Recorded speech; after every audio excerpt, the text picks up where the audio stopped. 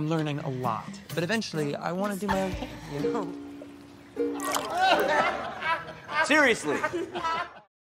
Film dibuka dengan sebuah kodok yang belum diketahui maksudnya apa. Lalu kita ditunjukkan kepada wanita yang bernama Prida. Ia adalah seorang seniman kuku, tapi seniman kuku adalah profesi sampingannya, yang mana saat ini ia sedang berada di tempat kerja. Prida terlihat sedang memegang korek berwarna kuning. Dan korek itu merupakan milik temannya, yaitu Jess.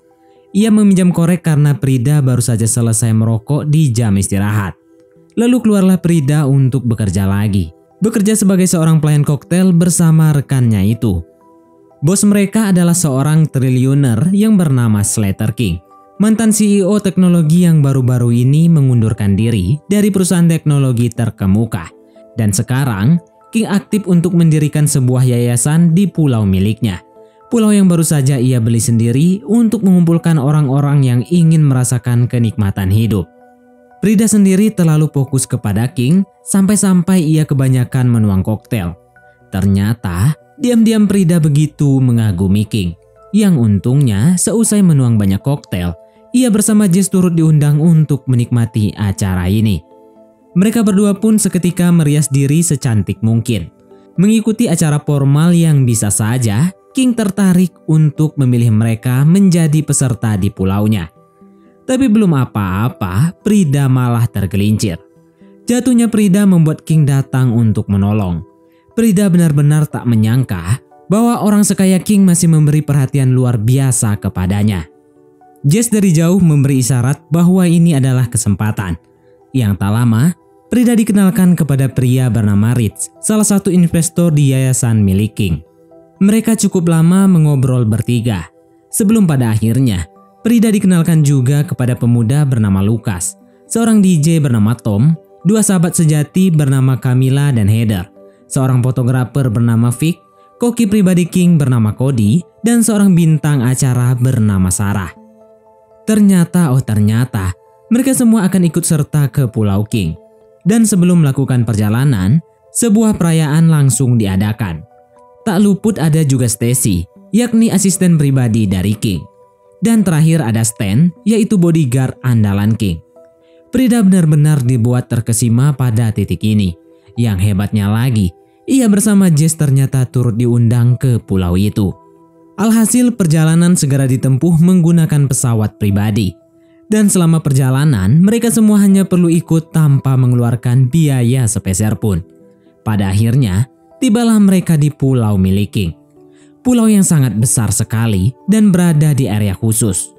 Selayaknya liburan biasa, mereka semua akan tinggal di satu hunian. Tak ada kata lain bagi Prida selain bahagia. Begitupun bagi Vic yang cukup sering kesini. Berbeda dengan para gadis yang baru datang pertama kali. Namun King memiliki aturan sendiri. Selama kegiatan, tak ada handphone sama sekali. Masing-masing handphone harus disimpan demi terjalinnya interaksi sosial secara langsung. Yang tentu mereka semua hanya bisa nurut dan mengiyakan aturan itu. Lalu Prida diajak keliling ke kamarnya. Uniknya di setiap sudut pulau selalu ada bunga harum berwarna merah. Namun Prida tak bertanya lebih dan ia hanya berterima kasih karena King sudah menunjukkan kamarnya. Di samping itu, ada sebuah lipstik yang disiapkan. Begitu juga sebuah parfum bernama Desideria. Dua barang yang disiapkan untuk mendukung daya tarik. Meski lipstiknya sendiri tidak terlihat meyakinkan. Tak lama datang seorang nenek. Belum diketahui siapa nenek itu, tapi tiba-tiba ia memanggil Prida dengan nama kelinci merah. Jika diperhatikan, di tangan si nenek terdapat tato ular.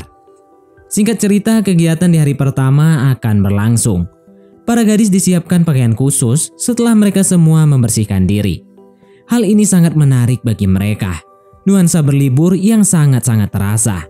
Dengan kompaknya mereka terlihat cantik. Hal itu pun menarik perhatian para pekerja yang merawat pulau ini. Pagi-pagi, para gadis langsung bersantai ria, menikmati koktail yang dibuat dengan rasa khusus.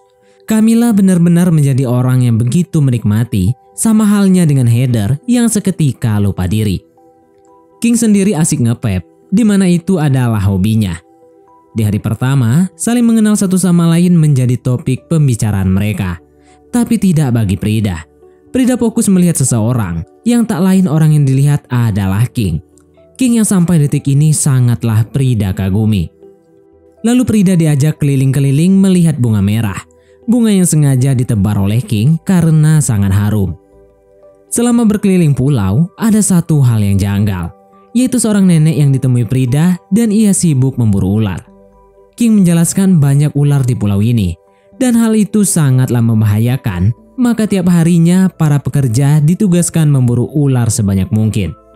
Dan seketika, ada Stacy yang lewat di belakang. Asisten King yang sibuk membawa banyak tas berwarna merah, namun Prida nggak mau bertanya lebih soal tas-tas itu. Sampai pada akhirnya, malam pun tiba. Malam hari menjadi waktu yang tepat bagi mereka untuk bersenang-senang. Utamanya untuk menyantap hidangan yang dimasak oleh Cody. Acara makan malam nuansa tenang dan juga hangat. Namun di saat semua telah menyantap makanan, ada satu orang yang belum memulai, yaitu Prida yang bingung ada bercak merah di pakaiannya. Prida nggak tahu bercak itu berasal dari mana, tapi ia merasa semua kegiatannya hari ini tidaklah mengotori pakaiannya. Namun Prida enggak mau ambil pusing. Seiring malam berjalan, berpesta ria adalah jalan utama. Bodyguard King terus memantau tanpa diperbolehkan ikut serta. Dan di saat setiap orang sibuk bersenang-senang, Prida heran kenapa tiba-tiba bercak di bajunya hilang. Hari berganti, pagi yang cerah dibuka dengan sesi masak oleh Cody. Cody yang kali ini memamerkan skillnya di area luar sembari disaksikan beberapa orang. Cody mengaku ia memiliki benda kesayangan, yaitu pisau khusus yang dibelikan oleh King dari Jepang. Prida yang mendengar merasa King begitu perhatian. Di sini terlihat kesibukan masing-masing. Ada yang berjemur dan ada juga yang bermain catur. Namun mata Prida fokus kepada satu hal, yang kali ini itu adalah nenek yang sama dan diam-diam memantau dari kejauhan. Malam kembali tiba, dibuka dengan makan malam, lalu mereka berlanjut lagi bersenang-senang. Kegiatan rutin yang tak perlu dipertanyakan lagi. Mereka diundang hanya untuk bahagia. Pagi dibuka dengan relaksasi bersama-sama dan kemudian dilanjutkan dengan berjemur. Tak lupa, Cody turut sibuk memberikan hidangan. Sejak saat itu, waktu pun terasa cepat. Apa yang mereka lakukan dari pagi hingga malam cenderung sama. Semua dilakukan tanpa mengeluarkan uang sedikit pun. Parfum Desideria pun siap melekat di badan para gadis setiap selesai mandi. Wangi yang tak bosan-bosan dicium setiap saat. Hingga suatu saat, Prida dipanggil oleh King. Ternyata Prida menjadi satu-satunya orang yang dipanggil dan ia dipertemukan dengan Rich, yaitu investor yang sempat bertemu dengan Prida. Saat yang sama, Stacy sibuk menyiapkan tas berwarna merah. Yang ternyata, tas itu segera diberi kepada Rich sebagai souvenir. Anehnya, tiba-tiba Rich sudah pulang aja. Padahal tak terlihat sama sekali kapan ia datang ke pulau ini. Namun hal itu tidak membuat Prida curiga, yang justru Prida memancing emosi Sarah karena kedekatannya dengan King. Jess sadar akan ketidaksukaan Sarah, tapi mau dikata apa, selama King dan Prida sama-sama senang, tak ada masalah sama sekali. Yang sayangnya, diam-diam Jess menahan rasa tidak nyaman di pulau ini. Sangat berbeda dengan orang-orang yang begitu menikmati tiap detiknya. Apa itu ketidaknyamanan? Semua orang sangat nyaman, yang bahkan sampai sekarang mereka tidak tahu keresahan Jess. Dan tepat di saat semua orang sedang asik sendiri, tanpa disadari ada satu ular yang menyelinap. Ular itu pun berhasil menggigit Jess, sampai-sampai teriakan Jess mengejutkan mereka semua. Seketika King langsung menghabisi ular tersebut. Ular yang sejak awal telah dianggap merugikan keberadaannya. Dan setelah ular itu dihabisi, timbul satu pertanyaan. Jess gusar apakah ia akan kenapa-napa. Ternyata ular itu beracun namun tidak mematikan. Lalu Jess pun merenung kenapa ia sempat bahagia di pulau ini. Hal itu ia ceritakan kepada Prida. Jess merasa tidak nyaman dan ia merasa ada sesuatu yang tidak beres di pulau ini. Seakan-akan ada hal yang tersembunyi dan semua orang diarahkan agar tetap bahagia. Namun Prida tak sepakat. Prida justru merasa sebaliknya, di mana ia merasa dianggap di sini. Prida tidak pernah berada di posisi ini, dan sekarang adalah kesempatannya untuk mendapat kebahagiaan hidup. Prida pun berharap agar Jess tidak terlalu berpikir jelek. Tak lama dari itu, Jess sibuk menyendiri. Malam yang selalu dimanfaatkan orang-orang untuk seru-seruan tidaklah berlaku bagi Jess, di mana tiba-tiba hidungnya mengalami mimisan. Saat pagi, rutinitas Prida masihlah sama, memakai parfum Desideria yang wanginya begitu luar biasa. Lalu Prida pun berjalan keluar, di mana tepat di depan sebuah bangunan kecil, Prida melihat beberapa tas merah terjatuh. Tas yang selalu disiapkan oleh Stacy seorang. Cukup penasaran, pada akhirnya Prida masuk ke bangunan itu. Dan di dalamnya banyak sekali tas yang sama terpajang. Belum tahu untuk siapa saja tas ini, dan mengapa jumlahnya sangat banyak. Hal ini menandakan ada banyak orang berkunjung ke pulau ini seperti Rich. Saat ingin keluar, Prida tak sengaja fokus kepada satu ruangan. Ruangan yang sepertinya sangatlah sempit.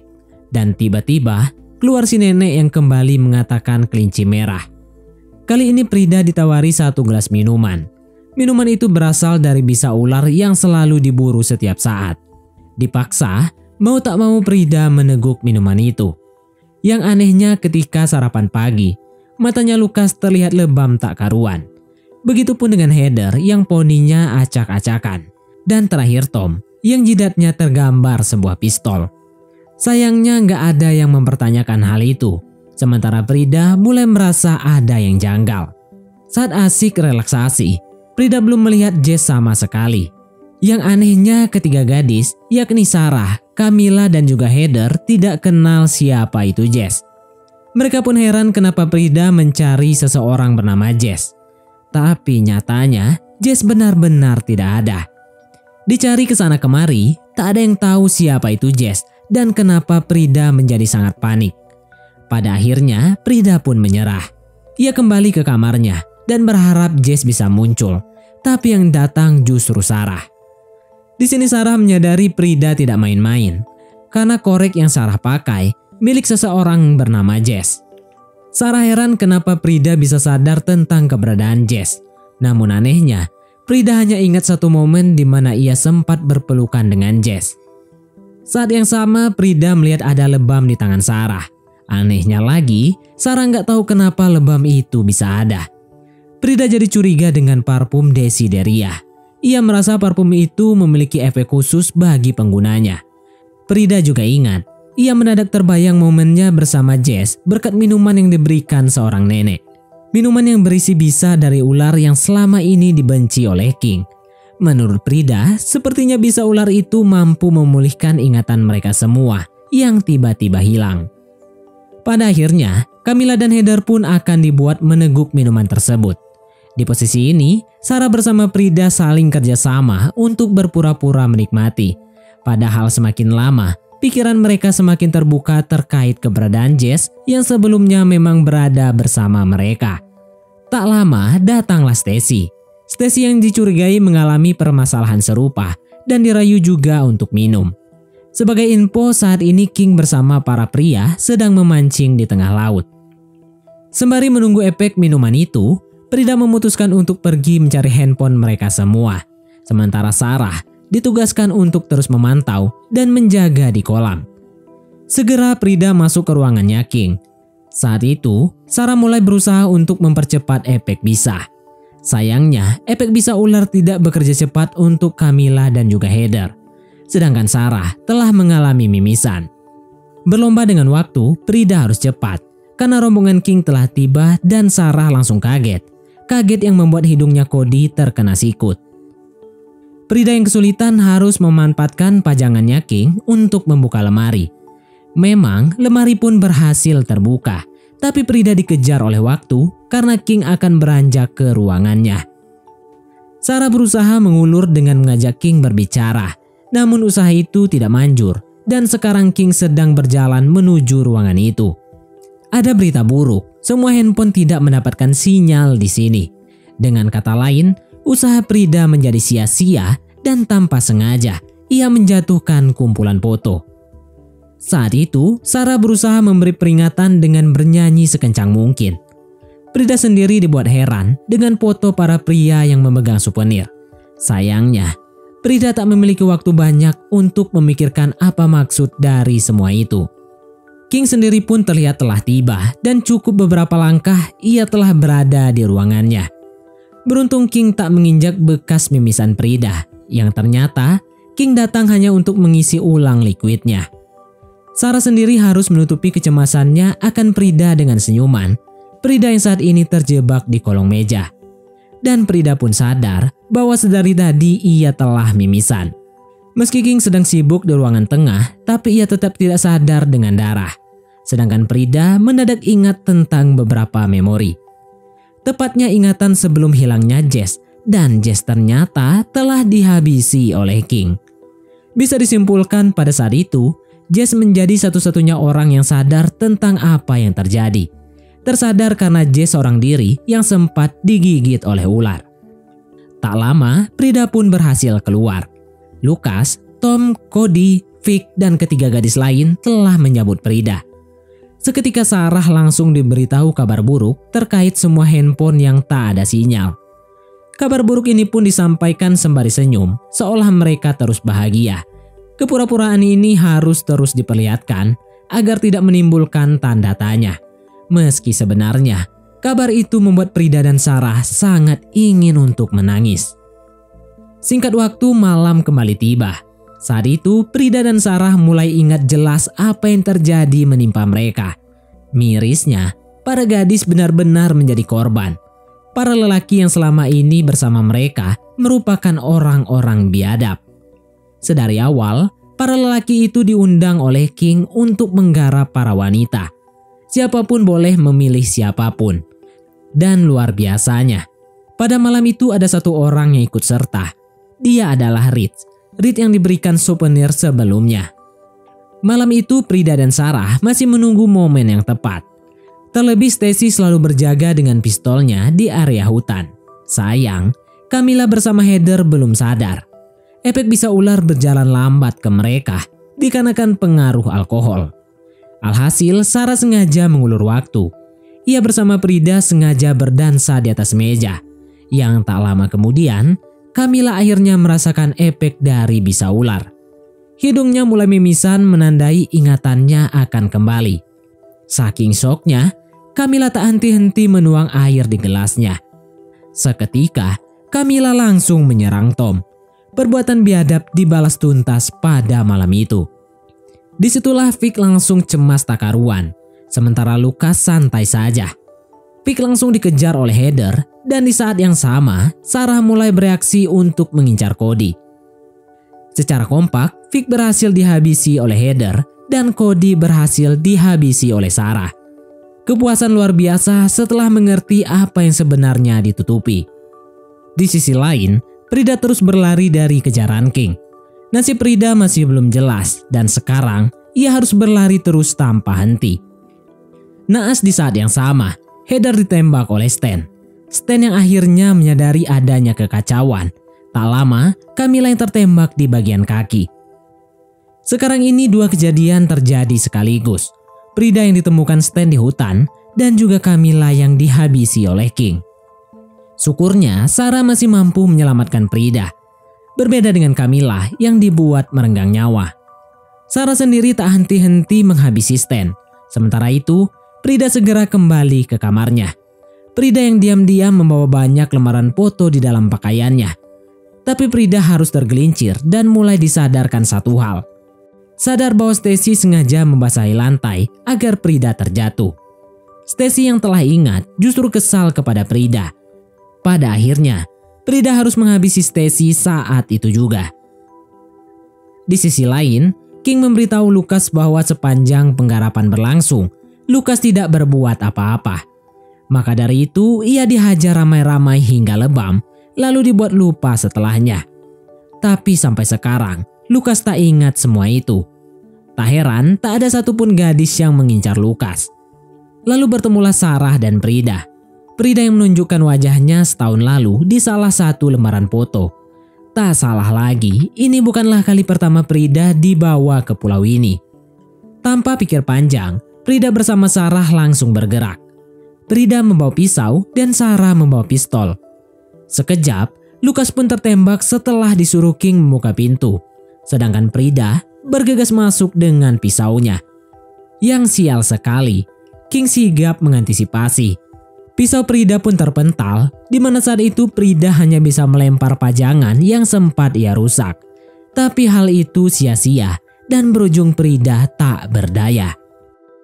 Disinilah ingatan setahun lalu tiba-tiba muncul. Pada saat itu, pria-pria yang sama turut ada. Bahkan terkuak sudah apa maksud dari kelinci merah yang diucap si nenek. Yang ternyata kelinci merah adalah Prida, terpampang dari gambar di kuku-kukunya. Terkuak juga apa maksud dari kodok di awal film. Siapa sangka kodok itu menjadi saksi dari apa yang menimpa Prida setahun lalu. Menyaksikan Prida yang pertama kalinya digarap oleh King. Hal ini menjelaskan bahwa King membabat habis ular-ular di pulau ini bukan karena membahayakan. Namun King sadar apabila tidak dibasmi, bisa saja suatu saat salah satu ular menggigit gadis-gadis yang ia perdayakan. Dengan begitu, bisa dari gigitan ular itu akan membuat korban tersebut mendapat kembali ingatannya.